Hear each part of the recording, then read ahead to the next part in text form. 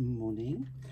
Let's start with our prep work for the Ricochet bag. Now let me start by welcoming everybody and by letting you know that I'm sewing on a Juki TL98P. She's a domestic straight stitch only machine. She's a 15, 16-year-old machine now, so she's not a new modern swanky thing. She's my favourite machine. She's a little workhorse. I have her set into a horn cabinet, again very ancient, which means I can have a sort of sitting flatbed into the cabinet and with the insert in. I do use a knee lift, which is under here, which you can't see. So if you think to yourself, how has she managed to levitate that presser foot? I'm not levitating it, I'm just using my knee underneath. Sorry, I just realised I had this around my neck and I'm just getting rid of it. I have in the machine at the moment a size 14 universal needle, which is a newish needle. I only put it in yesterday and I was doing a little bit of sewing yesterday, but not too much, so it's sharp still. I'm using Coates Moon thread, and my stitch length will vary according to which parts of the bag I'm sewing. Now this is the Ricochet bag. It's been designed for beginners really, so that it can be easily sewn pretty much all in quilting weight cotton, apart from the strap connectors, which need to be done in either faux leather, cork or real leather, something that's got a non-fraying edge because they're raw edges. Now I'm going to make my sample from faux leather, so I have a piece of faux leather, and obviously you would use faux leather if you're perhaps a little bit more experienced. The difference with faux leather is it's thicker, so you need to make sure that your machine is able to sew it, and B, it doesn't need any interfacing on it as long as you've got a decent thickness. Now this is quite a thick one. This is just over 1 millimetre thick, and it's backed with a sort of a felt type, a woven felt. It's almost like brushed cotton, like flannelette. So because it's quite a thick one, I'm not going to use Styleville, which is very thick foam, or 5mm foam. I'm using 3mm headliner, so I've still got foam. This just gives me enough structure. If I were using cotton, I would use the, when I did the cotton one, I used, this is cotton, and I used Styleville on this, so it's nice and thick and chunky, but cotton is obviously not terribly thick, so this is a much thicker faux leather, so I'm using headliner as opposed to Styleville. And you need to work out what you feel is your preference and what your machine will cope with. So to start with, we're going to do the prep work. So we're going to baste. Now the pattern, and most patterns tell you to cut out your piece of foam the same size as your exterior panel, and that's all well and good, except for sometimes it's impossible to cut two pieces exactly the same. So just to save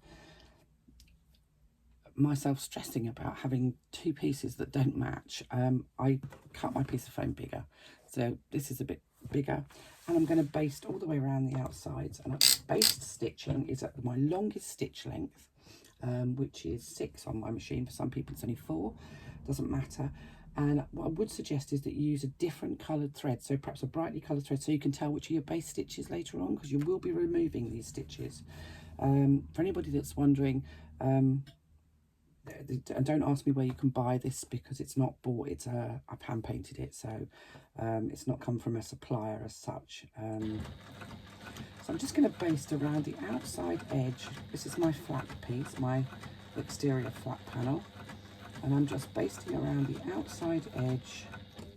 Let me just turn the light on so you can actually see what I'm doing. I think you can see what I'm doing, but it's a bit of a dull day here today.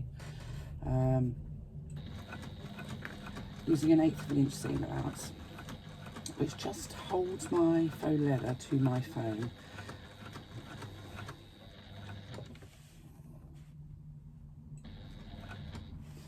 And I've got a sort of a light coloured, cream coloured thread in here, so you can see it quite clearly. I'll show you in a minute anyway.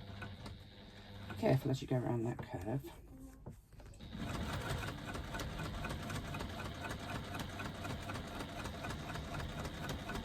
It's not quite so important with faux because faux lays quite flat, but if you're using fabric, it's always worth just using your hand to smooth out your fabrics.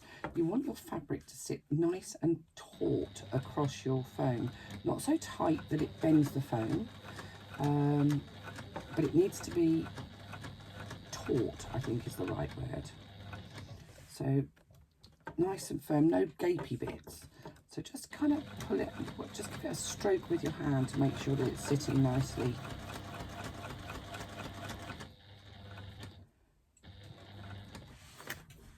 Now, I very often don't do this top bit, but I'm going to just for the, because I think I've told you to in the pattern.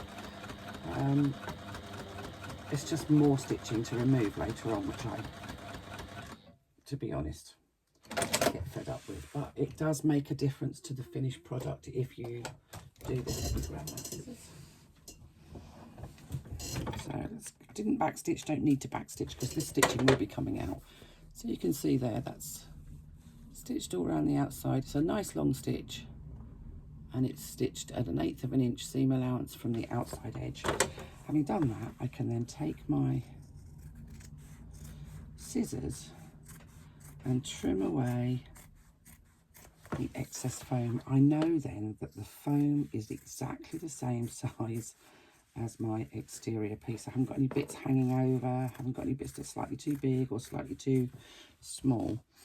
Now, as I say, this is headliner or scrim foam, and I'm in the UK, so this is bought in the UK. Scrim foam comes in so many different sort of looks.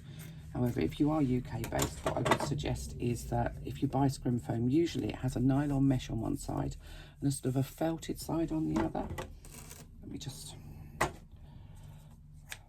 so it's got a sort of a grey nylon mesh one side and a white felted side, and then you've got the foam sandwich between the two.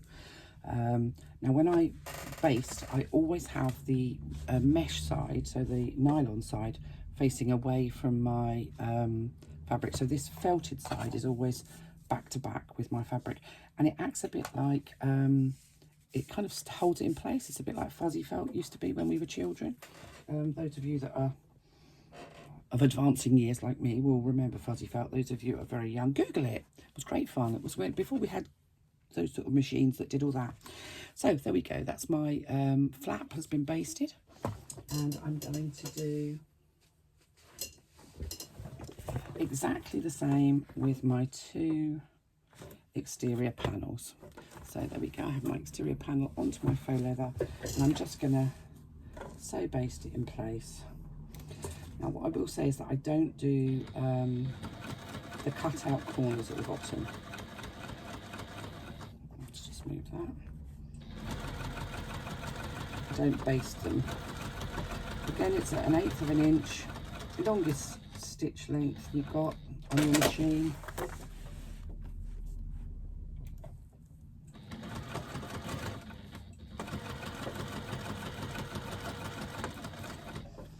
And making sure it's nice and taut onto the foam.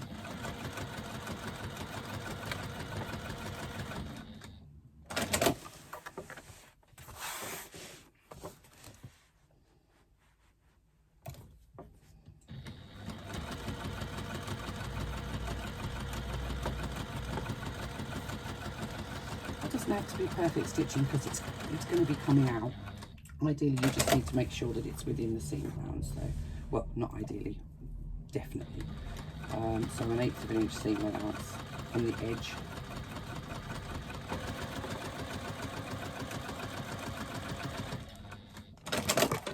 And there we go. And again, I can just trim away that foam.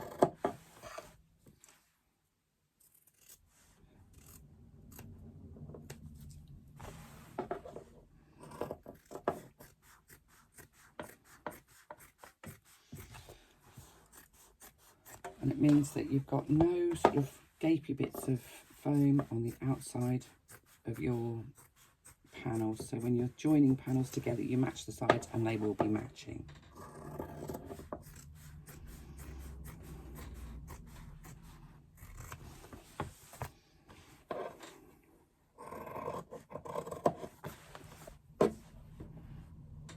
You don't need to back stitch at the beginning and the end of this basting stitch.